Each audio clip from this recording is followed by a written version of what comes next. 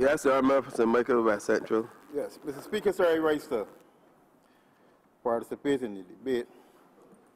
And first of all, I would want to thank the constituents of St. Michael West Central for having the confidence in me to know that I represent their interests at all times and to make sure that their welfare is looked after. I also would like to, take the opportunity, sir. I listened to the honourable member who just spoke, and I wondered exactly which planet or which region does he live in. Because when anyone can make the statement that Barbados has not taken full advantage of developing the renewable energy sector, I really think that the honourable member needs to maybe be more aware of what is happening in Barbados as compared to the rest of the region. Because most reviews indicate that Barbados is well ahead of its other Caribbean neighbors in terms of renewable energy penetration, and that one of the reasons why we have been able to reduce our fuel import bill to the extent that it has been reduced is because of the fact that what we have seen in Barbados is an increased use of photovoltaic cells for the generation of electricity.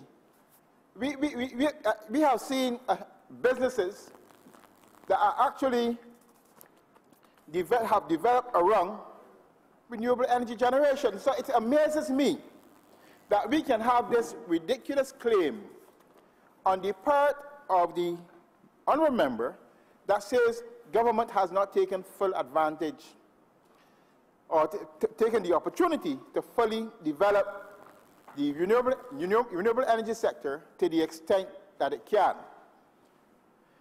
The other thing, Mr. Speaker, I really want to emphasize at this point in time too, is that certainly, despite the fact that the government has faced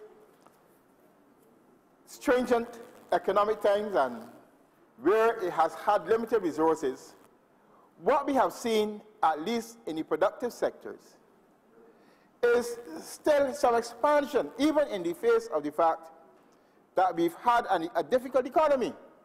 We've seen, for instance, growth in the dairy sector. We have seen growth in the poultry sector, despite what is being claimed. And so, in other words, in relation to the productive sectors, we have seen some growth. And while, of course, I know the history in that they might not appreciate that, but what it has enabled the government to do, certainly, is to at least be able to claim that they can earn foreign exchange in a way that at least, not earn, and also save foreign exchange. Because what you can see clearly the government is trying to do is to actually try to find ways of earning foreign exchange or saving foreign exchange, and of course develop sectors that can actually earn that foreign exchange. I really would like to go, sir, to page 13 of the Barbados Sustainable Recovery Plan 2018. And it shows you where the emphasis is being placed by the government. And this is very clear. It talks about the fact that what we want to see is a heightened social and environmental sustainability within the country. It talks about the whole question of the productive sectors, and it talks about the fact that what we're looking at is economic diversification, a multi-sector economy, enhanced global competitiveness. These are the pillars, we can say, upon which we can see further growth and further success. One of the good things in the estimates, Mr. Speaker, is that the government has not undermined the basis upon which you can have growth. The good thing about it is that those areas of expenditure that has facilitated growth in the past, they have kept faith with them. In addition, of course, maintaining the social safety net. And I think we want to emphasize the fact that the government is not going to throw Barbadians to the wolves. It is not going to do things that basically does not seek to protect the vulnerable. What it is going to do is instead focus on areas that we need to focus on, while of course trying to maintain what we have. And in that respect, I think we have to give the government full credit for its approach. And you know, it is unfortunate that the opposition seems so, I would say, desperate, in that they are making these wild accusations which they know they cannot substantiate. And you know, one of the things is that we seem to pretend. We seem to pretend that we don't know, and that in these circumstances that we are faced with, that the things that we are seeing, there will be things that will happen. And because of the limited resources that we are faced with at the moment, there will be difficulties in terms of dealing with them. The point is, though, Mr. Speaker, that the government is dealing with it. And I believe that we need to recognize that and give the government credit for the fact that it is at least trying to tackle the issues upon which the issues that need to be tackled. I also want to look at some of the other pillars that they speak about. The question of the restoration of investor confidence. And I want to say that one of the things that we need to do in our own society, and I think that we have to give the government credit when it comes to that, is recognize that there is a question of investor confidence, not only from externally, but also internally. We need to recognize that at the same time, if we as Barbadians do not have the level of confidence in our own economy, who else must have that level of confidence that is to be given? And that is why, in a sense, when I hear the calls coming from certain sectors and seem to be repeated eagerly by the opposition, that we should at least move to right-size this economy by sending home so many people, it says to me that if government was to take that step, what it is actually saying to investors out there is that we in ourselves have no confidence that the measures that we know have been working in the past are working. In other words, when we talk about sending home 4,500 people, as we hear the calls coming repeatedly, and being again repeated too by the opposition themselves, because the opposition seems to be hooked on this figure of 4,500, and as a matter of fact, I hear that they're actually looking at doing more than the 4,500. That's what I heard, okay?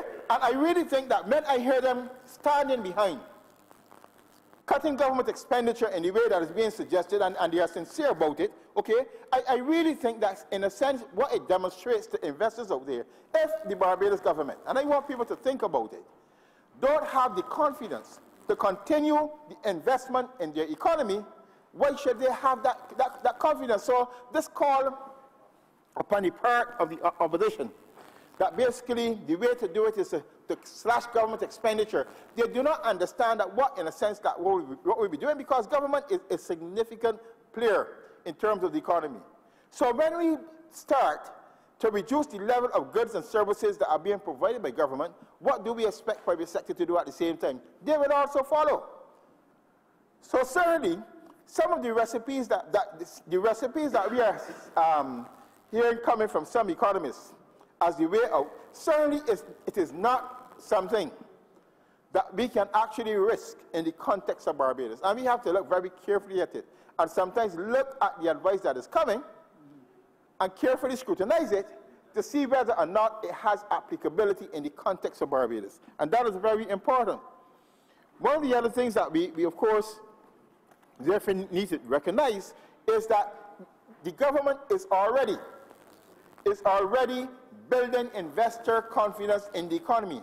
And to the extent that we have still seen despite the trying economic circumstances, a willingness on the part of those investors who are prepared, of course, to work with the government, because you know what we are seeing today sometimes is the level of tribalism in this country that sometimes we wonder exactly what is happening.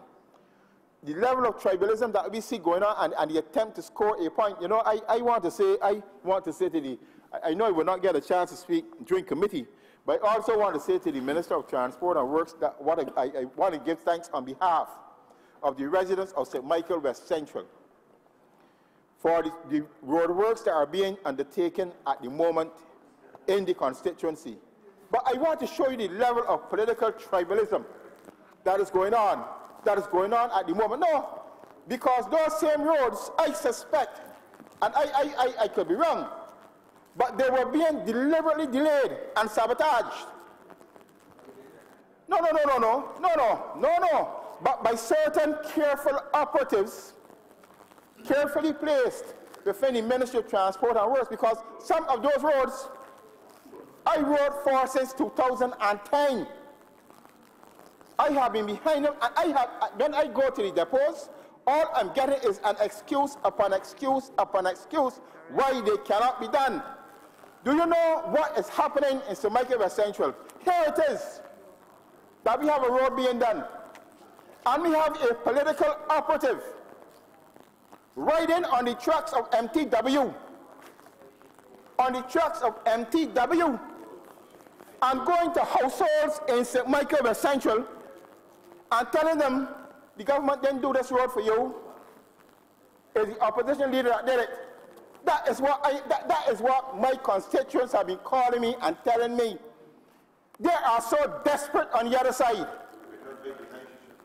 Of course, they are so desperate on the other side that they have people walking about telling lies for them. And this person is employed by the...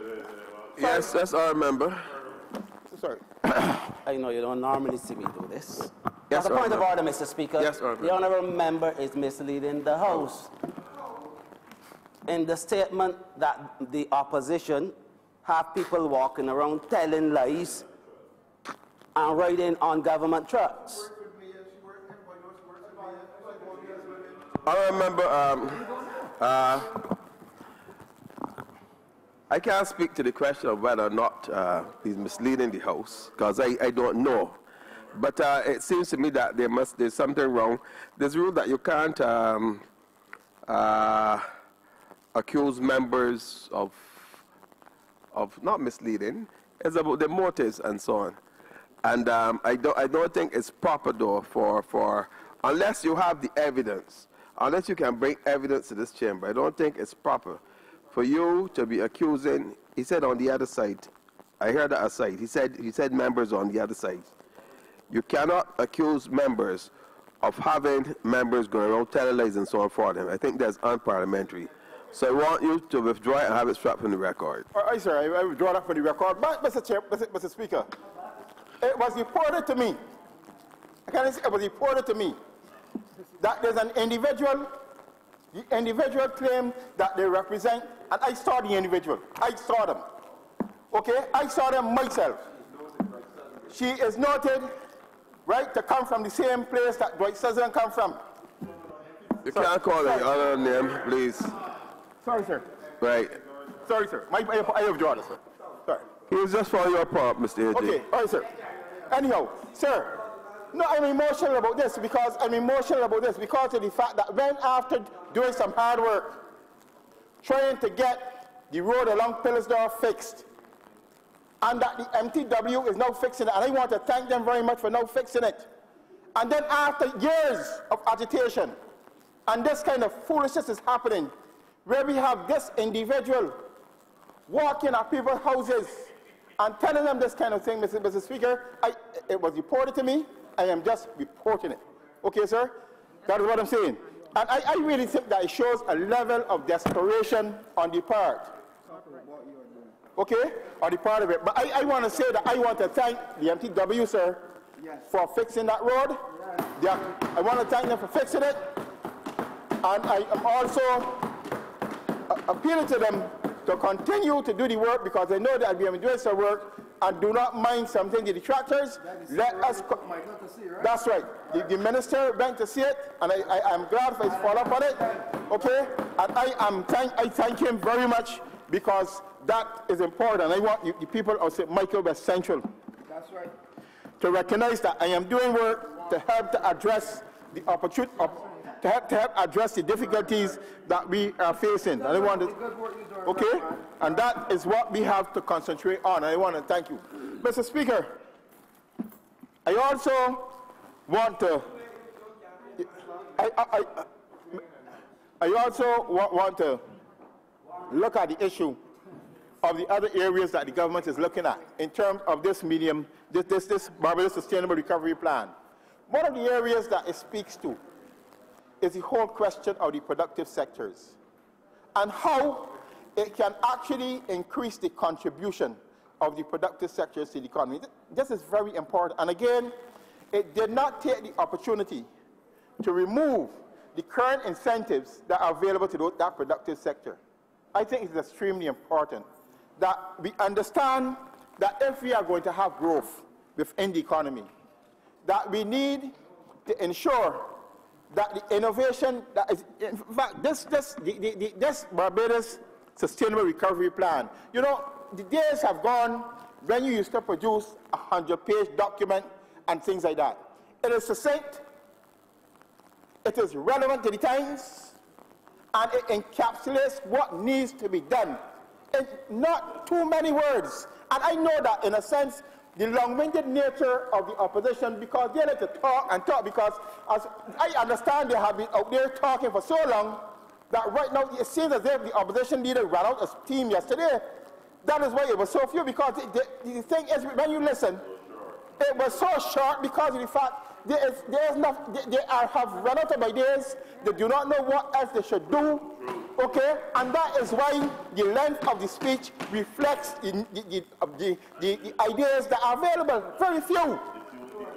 Very few, but no, we are governing. And I am referring the opposition again to the Barbados Sustainable Recovery Plan. And what it has done, it has at least indicated to the Barbadians how the government intends to fix this economy. What are the areas that it tends to concentrate on?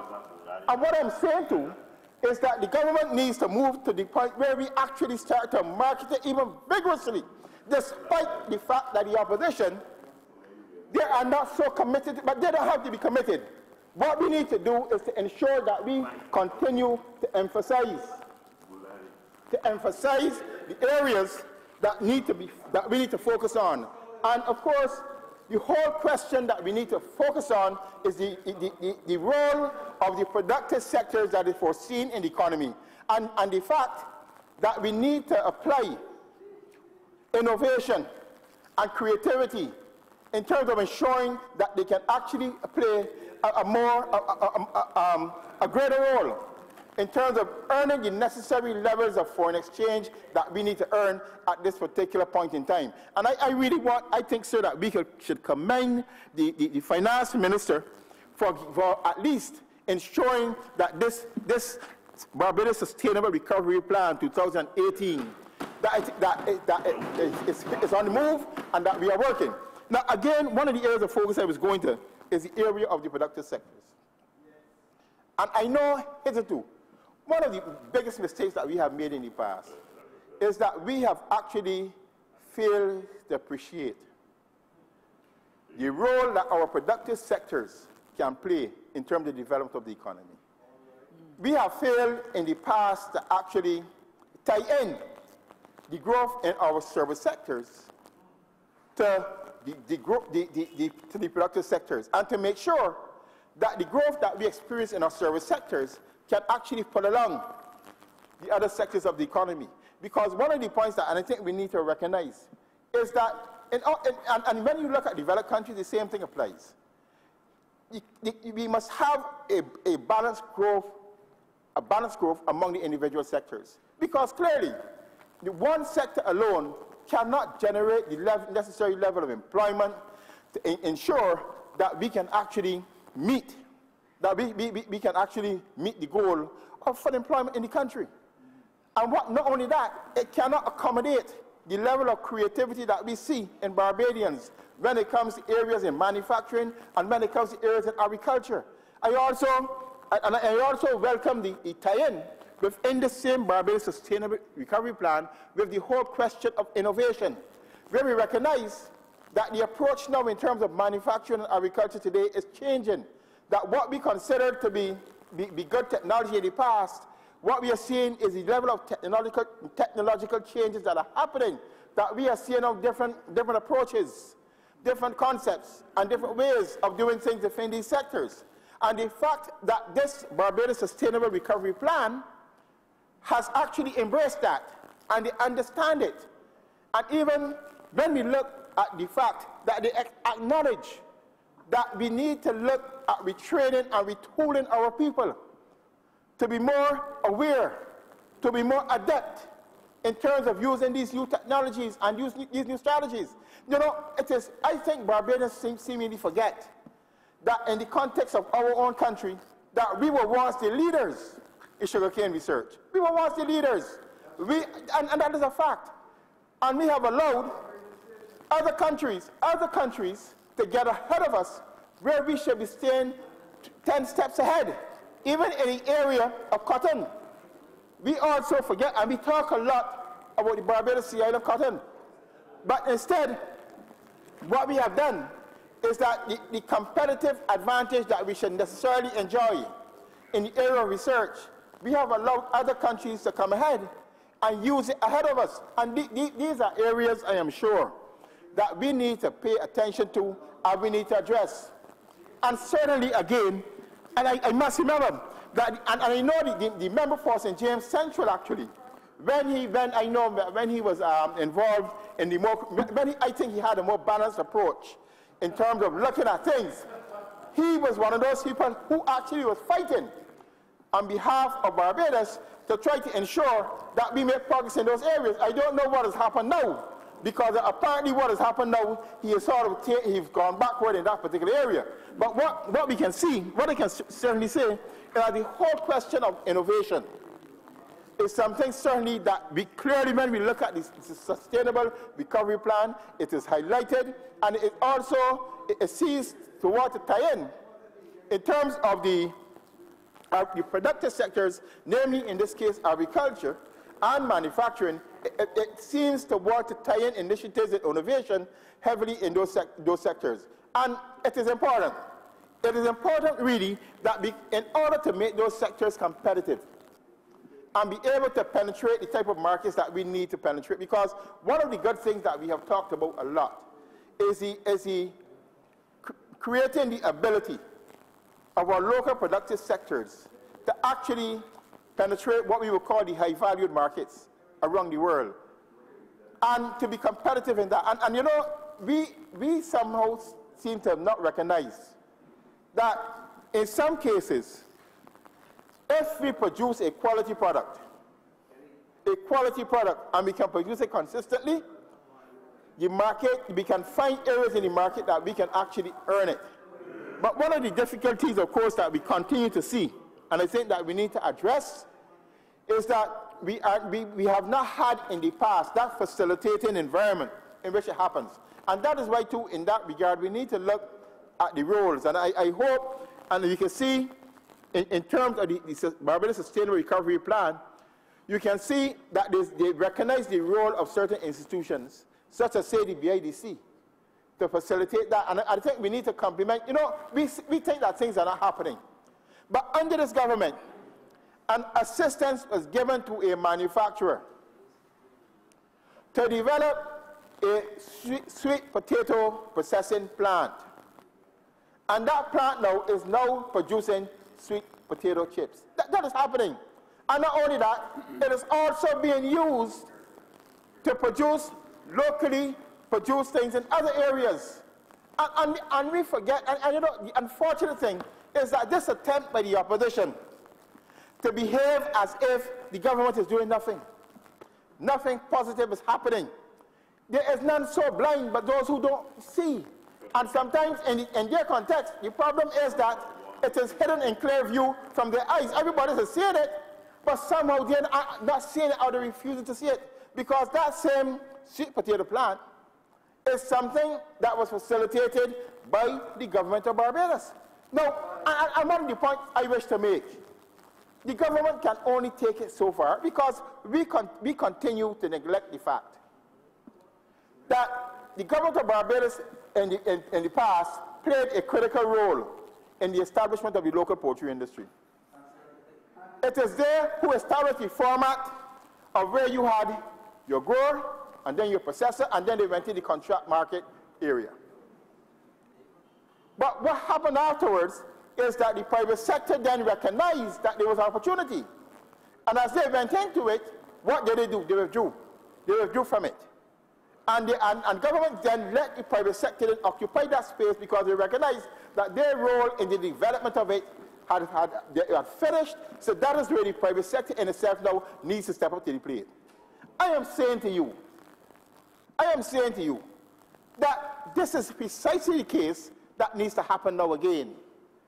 Here it is, the government has helped to develop the process of growing sweet potato and putting it in chips.